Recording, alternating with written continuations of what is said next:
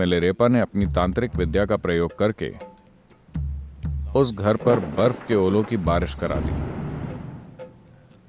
लगभग 80 से 85 लोगों की मौत हो गई।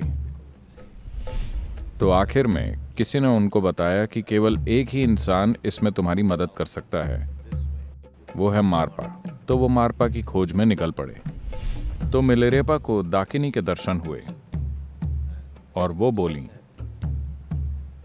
मारपा ने तुम्हें शिक्षा तो दे दी है, लेकिन उन्होंने एक मूलभूत पहलू छोड़ दिया है।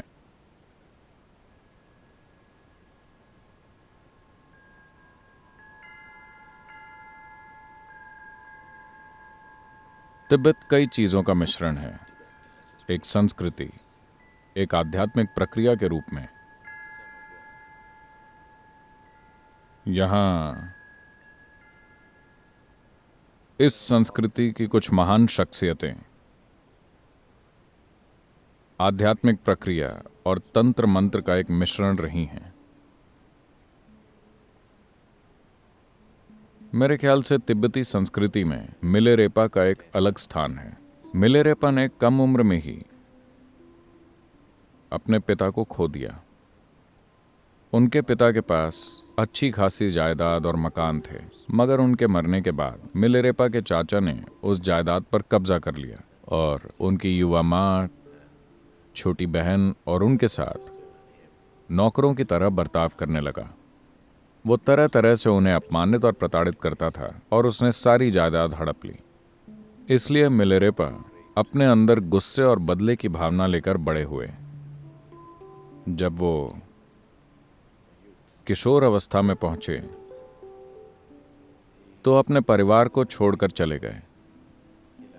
वो अपनी छोटी बहन और मां को छोड़कर चले गए और अपने चाचा चाची से बदला लेने की सोचने लगे, जिन्होंने उनके परिवार के साथ भीषण अत्याचार और बुरा व्यवहार किया था। तो वो तंत्र विद्या सीखने चले गए और उन्होंने कुछ तांत्रिक प्रक्रियाओं में महारत हासिल कर ली। जब कई सालों के बाद वो लौटे, तब तक उनकी माँ और छोटी बहन चल बसे थे। ये जानकर उनका गुस्सा और भी बढ़ गया, मगर वो एक सही मौके के इंतजार में थे। उसके चाचा ने अपने बेटे की शादी तय की और उसके लिए अपने मित्रों को न्योता दिया। शादी के दिन मिलेरेपा ने अपनी तांत्रिक विद्या का प्रयोग करके उस घर पर बर्फ के ओलों की बारिश करा दी। कहते हैं कि उसके चाचा चाची के साथ लगभग 80 से 85 लोगों की मौत हो गई। पूरी जगह ओलों के ढेर के नीचे दब गई। हालांकि शुरू में अपना बदला लेकर मिलेरेपा को बहुत खुशी हुई, लेकिन जल्द ही उन्हें इस बात का पछतावा होने लगा। अगर कोई संवेदनशील व्यक्ति किसी चीज का दुरुपयोग करता है तो ये उसे अंदर से तंग करेगा। उस प्रक्रिया को जारी रखने के लिए आपके अंदर एक घटियापन होना चाहिए, वरना आप ऐसा नहीं कर पाएंगे, क्योंकि जीवन की प्रकृति ही ऐसी है कि अगर मौलिक रूप से दुरुपयोग हुआ है, ऐसा ज़मीर के जागने या फिर नैतिक कारणों से नहीं होता, बल्कि कहीं गहराई में भीतर कुछ हिल जाता है।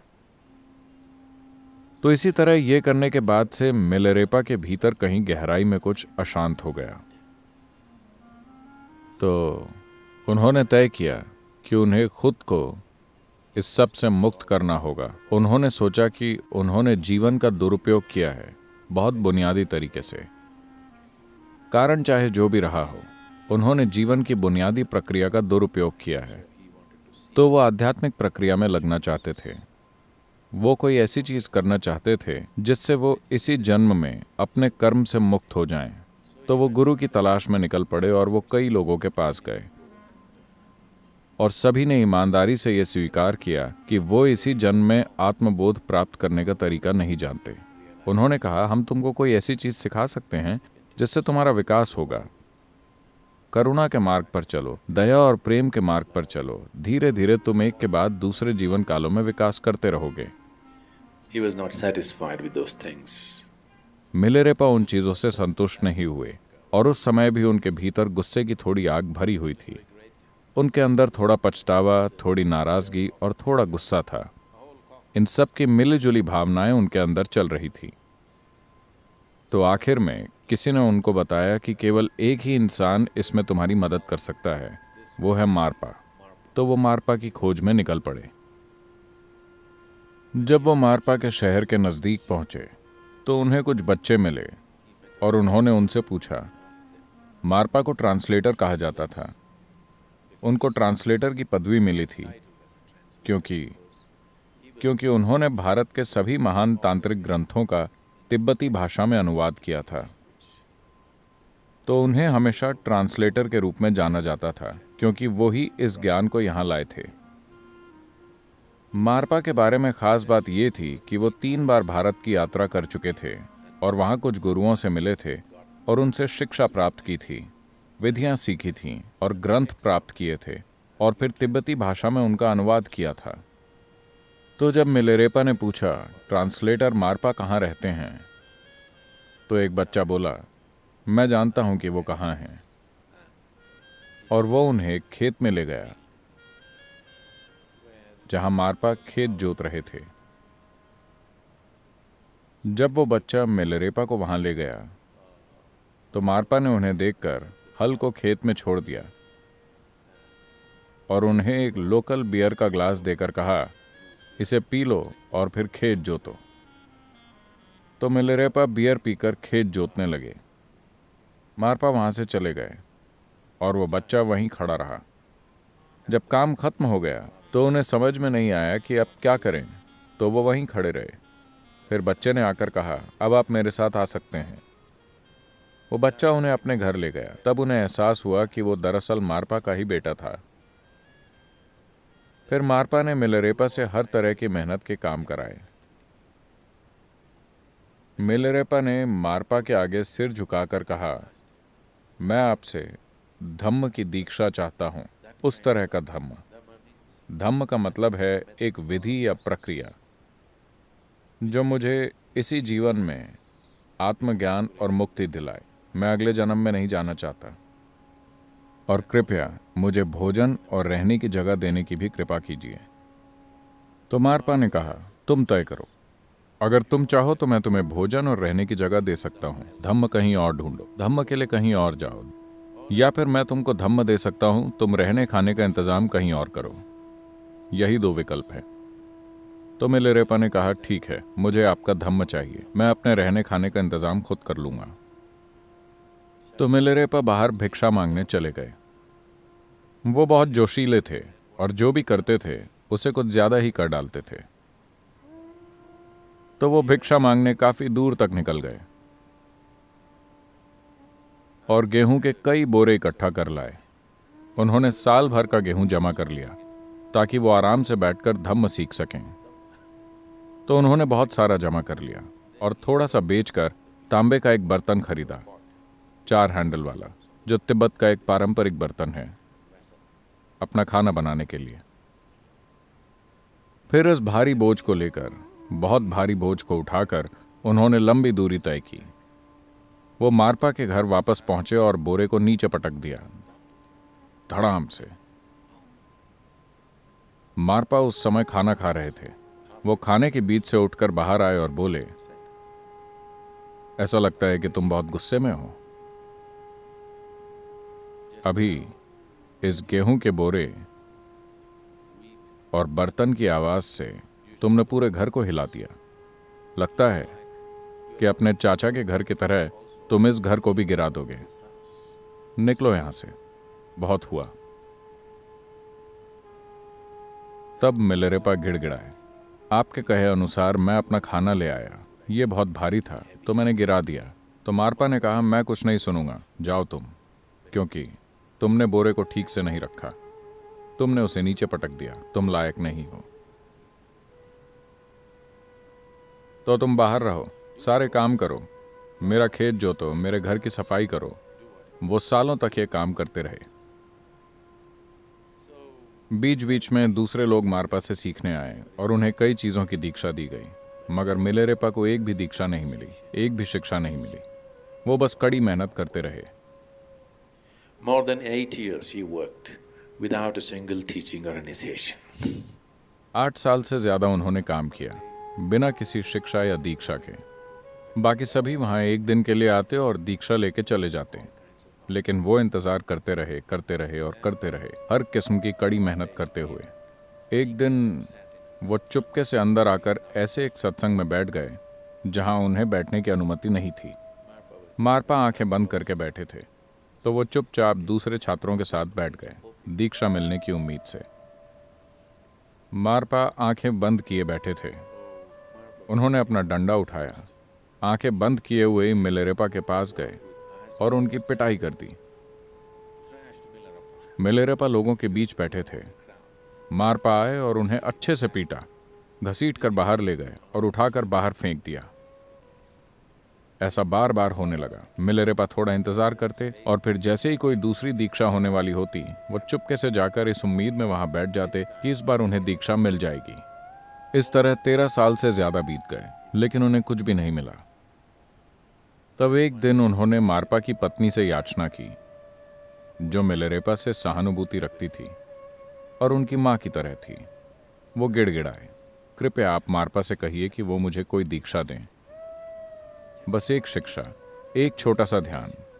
मैं कुछ भी नहीं जानता, इतने सालों से मैं यहां ऐसे ही बैठा हूं। तो उन्होंने मारपा से इस बारे में बात की। मारपा ने कहा, ठीक है, लेकिन पहले उसे मेरे बेटे के लिए एक घर बनाने दो। उसे अकेले ही घर बनाना होगा। मैं 3 कोने वाला घर चाहता हूं। तो मिलेरेपा ने 3 कोने वाला घर बनाया। इसमें 2 साल लगे। फिर मारपा ने उसको देखकर कहा, 3 कोने वाला घर मेरे बेटे के लिए ठीक नहीं है, 4 कोने वाला घर बनाओ। मिलेरेपा ने 4 कोने वाला घर बनाया। फिर मारपा बोले, ये अच्छा नहीं है, 5 कोने वाला घर बनाओ। इस तरह कई साल बीत गए। वो अकेले ही काम करते हुए हर जगह घर बनाते रहे। तब मारपा ने कहा, यह ठीक है, लेकिन अपने बेटे के घर के लिए मुझे 60 फीट ऊंचे बुर्ज चाहिए। तो मिलेरेपा ने घर के चारों कोनों में 4 60 फुट ऊंचे बुर्ज भी बना दिए। अब तक मिलेरेपा की उम्र ढलने लगी थी। फिर एक दिन वो मारपा की पत्नी के पैरों पर गिरकर गिड़गिड़ाने लगे, आप कुछ कीजिए, मेरी जिंदगी बीतती जा रही है, मुझे अभी तक एक भी शिक्षा नहीं मिली है। ये क्या है? मैं जानता हूं कि अतीत में मैंने बुरे काम किए हैं, मैंने तंत्र विद्या का दुरुपयोग किया है, लेकिन क्या मैं काफी पश्चाताप नहीं कर चुका हूं? तो ये सुनकर मारपा की पत्नी को मिलेरेपा पर दया आ गई और उन्होंने मारपा के नाम से एक दूसरे भिक्षु को पत्र लिख दिया। वो भिक्षु भी दीक्षा देने में सक्षम था। उन्होंने पत्र ऐसे लिखा जैसे मारपा ने खुद लिखा हो और उस पर मारपा की मुहर लगा दी। तो उन्होंने पत्र मिलेरेपा को दे दिया। मिलेरेपा उस भिक्षु के पास गए और दीक्षा प्राप्त कर ली, लेकिन मिलेरेपा को कोई अनुभव नहीं हुआ। वो भिक्षु भी हैरान रह गया। दीक्षा देने पर कुछ तो होना चाहिए, लेकिन इसे कुछ भी नहीं हुआ। फिर मारपा को इस बारे में पता चला। उन्होंने मिलेरेपा को बुलाया और उस भिक्षु की मान्यता भी रद्द कर दी। फिर घोर पछतावे में डूबे मिलेरेपा आत्महत्या करने वाले थे। तब मारपा ने उन्हें बुलाया और कहा, ठीक है, बैठ जाओ, और उन्होंने मिलेरेपा को शिक्षा दी। मारपा ने कहा, अतीत में तुमने जो गलतियां की हैं, मैं बस तुमको उन कर्मों को काटने के तरीके दे रहा था, मगर तुम बेवजह ज्यादा वक्त लगा रहे हो। If you just go by my word, this would have been over long ago. But you do everything and you take one sneaky way out. अगर तुम मेरे कहे अनुसार चले होते तो ये बोझ कब का खत्म हो गया होता, मगर तुम सब कुछ करते हुए बीच में एक चालाकी वाला तरीका अपना लेते हो। सिर्फ उस चालाकी की वजह से तुमने हर चीज को कई सालों तक टाला है, लेकिन अब तुम्हारा पछतावा तुम्हारे अंतर मन को छू रहा है। तुम इसके लिए जान भी देने को तैयार हो।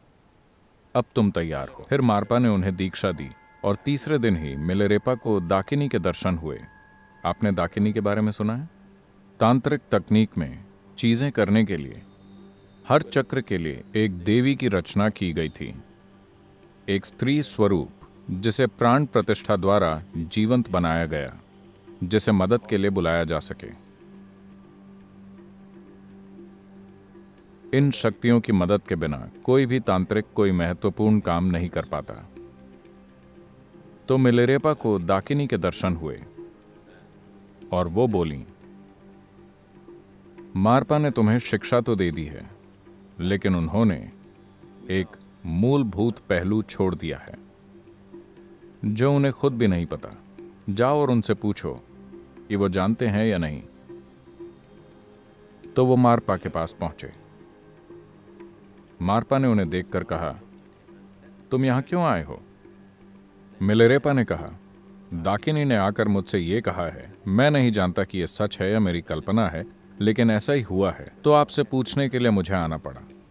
मारपा ने मिलेरेपा के सामने सिर झुका दिया और कहा, मेरे पास भी ये ज्ञान नहीं है, तो चलो भारत वापस चलते हैं। वो दोनों मारपा के गुरु से मिलने के लिए भारत गए, जो नेपाल और बिहार की सीमा पर कहीं रहते थे। उन्होंने चलकर पूरा रास्ता तय किया। वो वहां गए और जब मारपा ने अपने गुरु को यह बात बताई कि दाकिनी ने आकर कहा है कि ये एक शिक्षा नहीं दी गई है, गुरु ने उनकी ओर देखकर कहा, यह तुम्हारा नहीं है, ऐसा तुम्हारे साथ नहीं हो सकता। तुम्हें यह बात कैसे पता चली? तब मारपा ने बताया, यह मेरे साथ नहीं बल्कि मेरे एक शिष्य के साथ हुआ है। तब गुरु तिब्बत की ओर मुड़े और अपना सिर झुका दिया। उन्होंने कहा, आखिरकार उत्तर के अंधकार में एक छोटा सा प्रकाश चमका है। फिर गुरु ने मिलेरेपा और मारपा दोनों को बुलाकर इस जीवन में संपूर्ण आत्मज्ञान प्राप्त करने की पूरी शिक्षा दी और वो दोनों वापस लौट आए। मारपा, जिन्होंने एक गुरु के रूप में शुरुआत की थी, अब मिलेरेपा के शिष्य की तरह बन गए। मिलेरेपा तिब्बती संस्कृति में एक चमकता हुआ प्रकाश बन गए। कई चीजें जो पिछले 300-400 सालों में तिब्बती संस्कृति में की गईं, वो मूल रूप से मिलेरेपा के काम पर आधारित है।